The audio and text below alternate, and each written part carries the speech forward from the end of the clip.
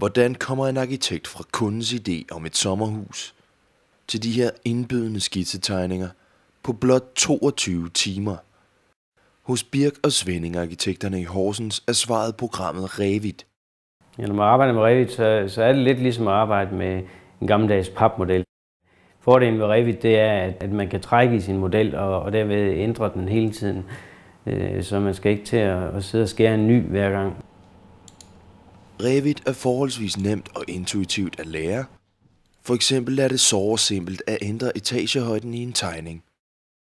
Jamen, så flytter man sit level, og det vil sige, så følger alle vægge og andre ting, som man har på tegningen med.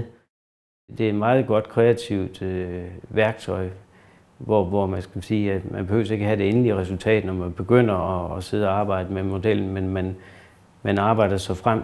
Birk og Svenning bruger stadig Architecture til projektering, mens Revit bruges i skitsefasen.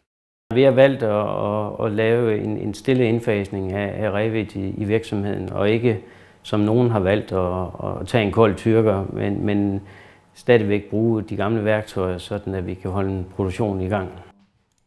Oplæring i programmet foregår på kurser. Vi har taget kontakt til vores faste samarbejdspartner, CAD-ekspert, og så har vi skruet kurser sammen, som passer til vores virksomhed. Og enten har vi holdt det her lokalt ved os selv, eller også har vi været ude ved CAD-ekspert.